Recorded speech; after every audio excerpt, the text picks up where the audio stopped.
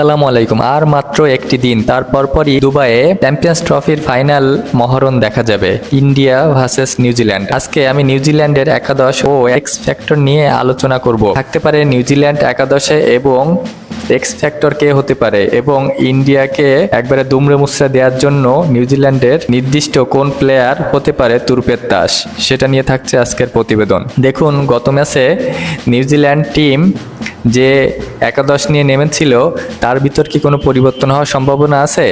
দেখুন, দুবাইয়ের পিচে কিন্তু স্পিনারদের জন্য খুবই হেল্পফুল। সেই ক্ষেত্রে নিউজিল্যান্ড টিমে কিন্তু বরাবরই একটা স্পিনার শট হিসেবে তারা খেলে। তারা কিন্তু 3 পেসার নিয়ে মাঠে নামে।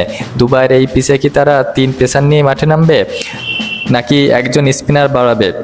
আমার কাছে মনে হয়েছে এই একাদশ নিয়ে নামার সম্ভাবনা সব থেকে বেশি। দেখুন, নিউজিল্যান্ডের সম্প্রতি পারফরমেন্স, রাসি রবীন্দ্র এবং কেন উইলিয়ামসন দুর্দান্ত ফর্মে আছেন এবং তারা কিন্তু দলের একটা নির্ভরযোগ্য ব্যাটসম্যান। তো নিউজিল্যান্ড ওপেন করেছিল নিউজিল্যান্ডের উইল ইয়ং এবং রাসি রবীন্দ্র। তো আশা করি এই ম্যাচেও তারাই ওপেন করবেন এবং ওয়ান ডাউনে কেন উইলিয়ামসন তিনটে অবশ্যই থাকবেন, এবং তারপর ড্যারি মিচেল, টম লাথম, গ্লেন ফিলিপস। তো তাদের মিডল অর্ডারে এই যে ভারসাম্যপূর্ণ একটা টিম, ভারসাম্যপূর্ণ একটা জায়গা, সেখানে কিন্তু এই Kane Williamson, ড্যারি Mitchell, Tom লাথম, Glenn Phillips, এই 4 জনের উপর অনেক কিছু নির্ভর করবে। এই 4 জন অবশ্যই থাকবে একাদশে।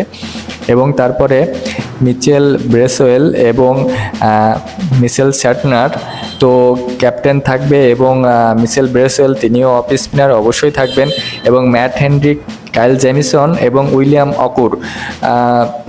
উইলিয়াম অরুর কিন্তু গত ম্যাচে বেশ খারাপ বল করেছে সাউথ আফ্রিকার সাথে, কোনো উইকেট পায়নি এবং প্রচুর রান খরচ করছে। তো একমাত্র এই যে উইলিয়াম অরুর, তিনি কিন্তু আমার কাছে মনে হচ্ছে যে তার জায়গায় মার্ক চ্যাপম্যান তার খেলার সম্ভাবনা কিন্তু আছে।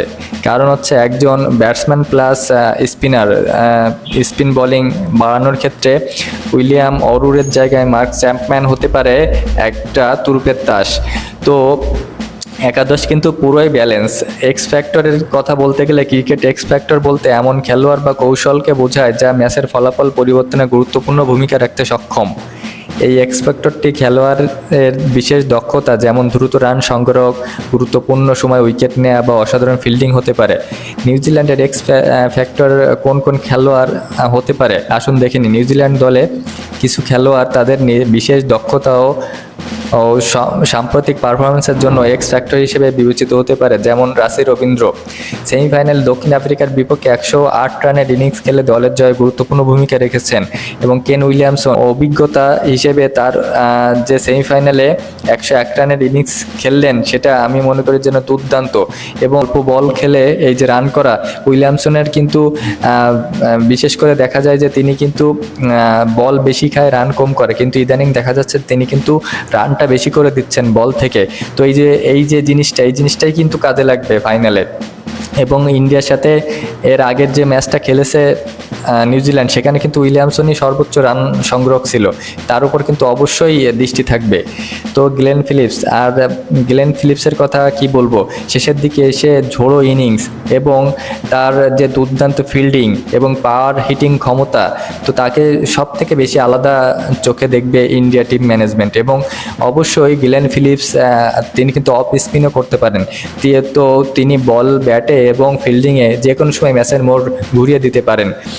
তো আমার কাছে যেটা মনে হচ্ছে যে ফাইনালে ম্যাচটি নতুন পিচে নয়, পূর্বে ব্যবহৃত পিচেই খেলা হবে, যা স্পিনারদের সহায়তা হতে পারে। এটি মাথায় রেখে নিউজিল্যান্ড তাদের একাদশে অবশ্যই একজন পেস বোলিং কমিয়ে অবশ্যই হয়তোবা মার্ক চ্যাপম্যানকে সুযোগ করে দিবেন। তো নিউজিল্যান্ডের একাদশ এবং এক্স ফ্যাক্টর খেলোয়াড়দের পারফরমেন্স ফাইনাল ম্যাচে গুরুত্বপূর্ণ ভূমিকা রাখতে পারে। পিচের অবস্থাও দলের কৌশল প্রভাব ফেলবে। ফিলিপস ও রাসি রবীন্দ্র এবং কেন উইলিয়ামসন, এই 3 জনের ভিতরে যে কোনো একজনই এক্স ফ্যাক্টর হয়ে উঠতে পারেন। তো অবশ্যই ভিডিও ভালো লাগলে লাইক, কমেন্ট, ফলো, সাবস্ক্রাইব করবেন। ধন্যবাদ।